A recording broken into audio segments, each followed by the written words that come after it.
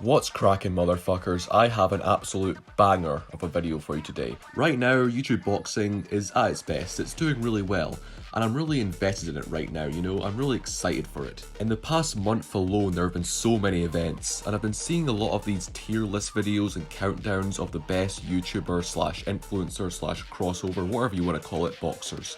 And I wanted to give my take. So I have compiled a list of my personal takes on the top 10 influencer boxers. But to start things off, I've got a bit of a story for you. So I'm just sitting around during summer of 2018, probably watching Infinity War or listening to Ariana Grande or some shit, I don't know. And I hear news that KSI and Deji are going to be facing the Paul brothers in a boxing match. I think to myself, oh, I used to watch quite a bit of KSI and Deji back in the day, I'll check that out. So I did, and I loved it. Since then, not only have I been following along with the whole storyline, it got me into traditional professional boxing as well, and it also inspired me to start boxing myself and become a boxer too, so safe to say it's done me a lot of good.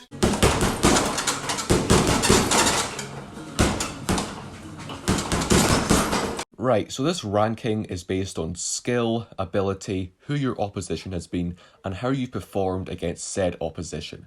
I'm not going to be basing it on star power or draw because I know a lot of people do that, just simply based on mainly ability and opposition. And I'm also not going to be including the pro fighters that have crossed over to the YouTube boxing scene, such as Tommy Fury, Anthony Taylor, Joe Fournier, etc. This is strictly the influencers that have fought in the scene. And I definitely won't be adding the GOAT Pineda, because if I did, he'd dominate the entire list.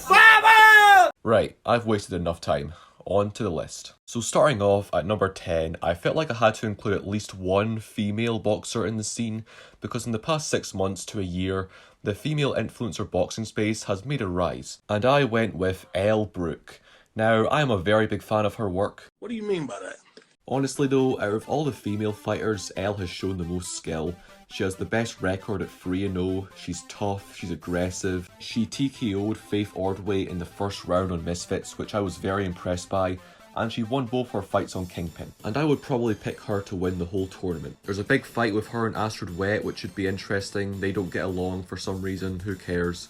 So that should be pretty interesting. At number 9 is someone that could easily work his way up the list the more I see of him, and that is Whindersson Nunes. I've only seen him fight once when he had that fight on Kingpin. I had no idea who he was before that, but when I saw him fight, I was very surprised at his ability. The reason why I can't put him higher is because we haven't really seen him face real competition, but he could easily be top 5 in the near future. If I had to make a guess, I think he would be facing Gibb in the finals of the tournament, and I wouldn't put it past him of him winning the whole thing. Coming in at number 8 is Slim. Listen guys, I've got a little secret to tell you. I think Slim is the most overrated influencer boxer. His last 2 fights against Ryan Taylor and Tom Zanetti really weren't that great at all. He has very poor technique, cardio, footwork and so on. He went the distance with Ryan Taylor when Ryan Taylor cannot box to save his life. He doesn't even know how to properly throw a punch. And he also went the distance with Tom Zanetti when it was his first fight ever, and couldn't even knock him out, let alone knock him down. But fair enough, he did have a few good performances early on in his career, even if his competition wasn't great at all.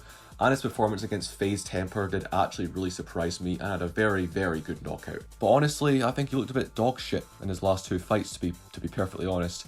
But he still earns a spot at number 8. At number 7, I'm going to go with FaZe Jarvis. Yep, that's right. I think FaZe Jarvis could definitely beat Slim. Jarvis has only had 2 fights, one against Michael Lee in 2021 where he got an impressive stoppage, and most recently against Tom Zanetti in his Kingpin quarterfinals where he stopped him in the 3rd round. I was actually really impressed with his performance against Zanetti.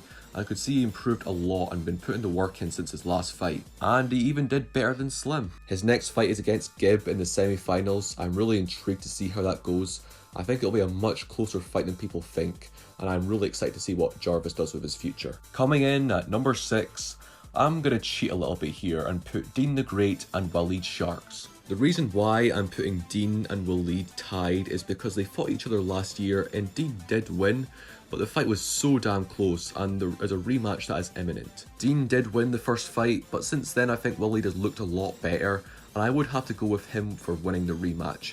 So for now, I have to put them both tied for 6th place, and the winner of the rematch will go up on the list. Coming in at number 5 is Salt Papi. Now, originally Salt Papi was placed at number 3 on my list, but he took his first loss this past weekend and he's just not as good as I thought he was. I thought he was going to be able to outbox Anthony Taylor on the back foot, keep him at range and win on points, and that didn't exactly happen, so I don't think he can be put any higher on my list. But that doesn't change the fact that this man has a lot of skill and has taken the influencer boxing scene by storm over the past year. His opponents have gotten better and better with each fight, and until only recently, he surpassed all expectations every time. Starting off the top 4 is my favourite YouTube boxer, Anison Gibb. Gibb is without a doubt top 4 because he is a very dangerous fight for absolutely anyone in this scene, because of his engine and experience. This guy has been here since the very beginning of YouTube boxing.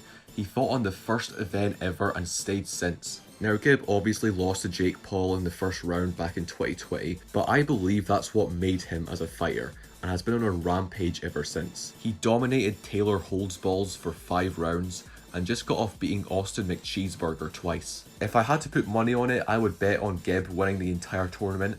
I think he beats Jarvis due to having more skill, and he beats Wunderson Nunes due to having more experience. But whoever does win it though will achieve legendary status, and I think it's going to be Gibb. I'm running over, I've got the manager by the scruff of the neck, I've gone, give me my fucking chips!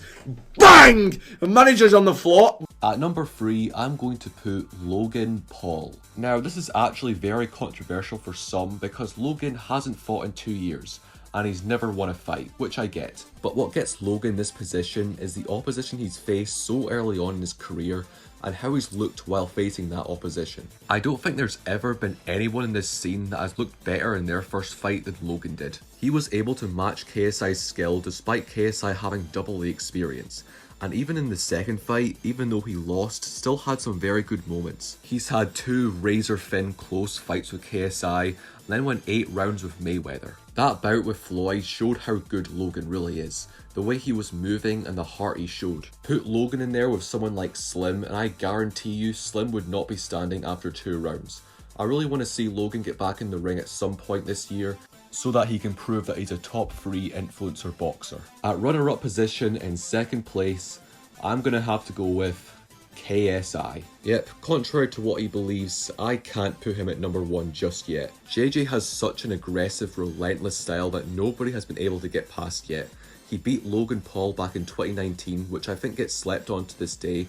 I and many others didn't give JJ a chance in that rematch, but he pulled through with the win. I think that is still the best and most impressive win in this scene today, and he showed an amazing performance. And since coming back to the sport last year, every single one of his opponents didn't see the final bell. Having the 2 fights in one night, stopping Temper in the first round, and he just recently beat Joe Fournier with an elbow shot. It was unintentional and KSI was beating him up to that point and was definitely going to KO him. I know he's been talking a lot about him versus Jake Paul at the end of the year, and he's been talking a lot about Tommy Fury too, and beating either of them would definitely be worth of first place. So for now, I put KSI respectively at second place. But coming in at first place, we all saw this coming, is Bryce Hall. Bruh. Yep, that's right, the man that is 40-0 in street fights. What can I say?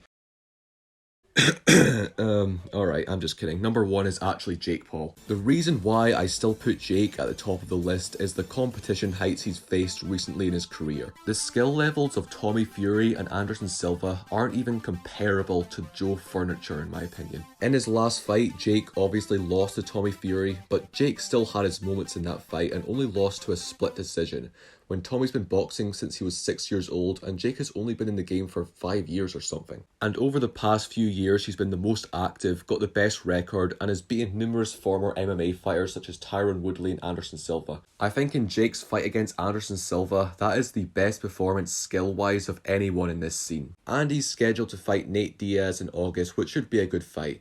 And for that reason, I have Jake Paul coming in at number 1. So there's my list of the top 10 pound for pound influencer / YouTube boxers. Make sure you share your top 10 list in the comments below, and I hope you enjoyed. If you did enjoy, make sure to subscribe for more YouTube boxing content and more. Thanks for watching.